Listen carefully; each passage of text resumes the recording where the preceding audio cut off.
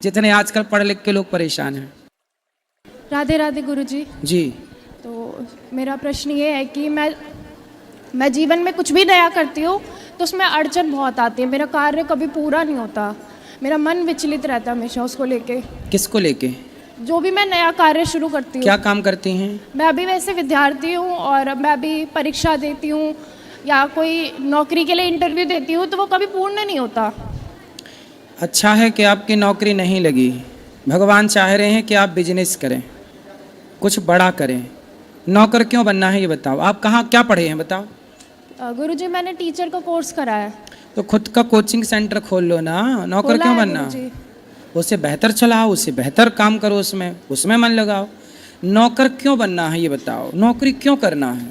नौकरी वाले से ज़्यादा क्या आप खुद का काम करके नहीं कमा सकते?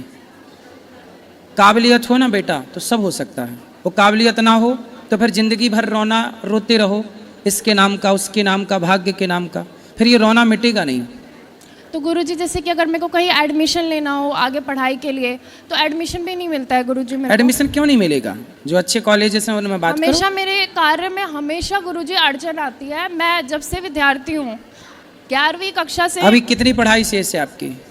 मेरी पोस्ट ग्रेजुएशन पेंडिंग है अभी।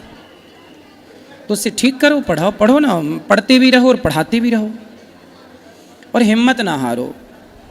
जीवन में असफल देखो, जीवन में रोने के बहुत बहाने हैं और काम करने वाले के लिए कोई बहाना नहीं है, सिर्फ काम। इसलिए हम कहते हैं कोई भी बहाना मत ढूंढो, ना भाग्य के नाम का बहाना, ना किस्मत का बहाना। बस मन लगा के पढ़ो और जितना पढ़ लिए हैं इतना भी बहुत है। आगे पढ़ लो, आपको एडमिशन मिल जाए, सब हो जाए। लेकिन जितना आप पढ़े हैं ना, इतने से भी आप बहुत कुछ कर सकते हैं। धन्यवाद। आपके अपने खुद का कॉन्फिडेंस होना चाहिए। मैं कर सकती हूँ हर अच्छा काम, बिजनेस कर सकती हूँ, व्यापार कर सकती हूँ। क्या नहीं कर सकती हैं आप? खुद का छोटा सा काम कुछ भी स्टार्ट कर लो।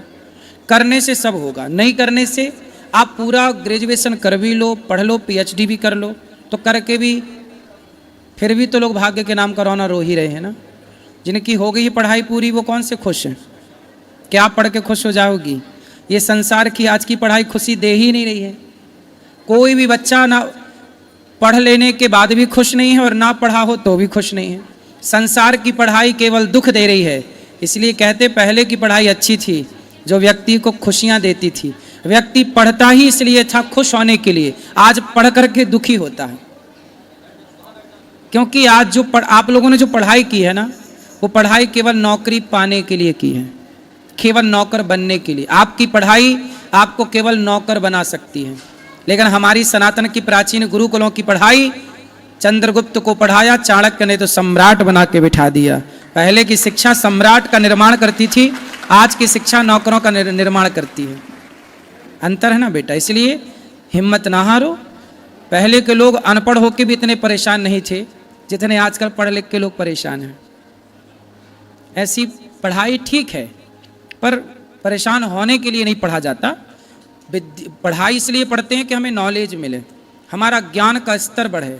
ये थोड़ी कि हम पढ़ लिख के रो रहे हैं कि जी काम नहीं मिल रहा, 20,000 की नौकरी नहीं मिल रही, 50,000 की नौकरी नहीं मिल रही है।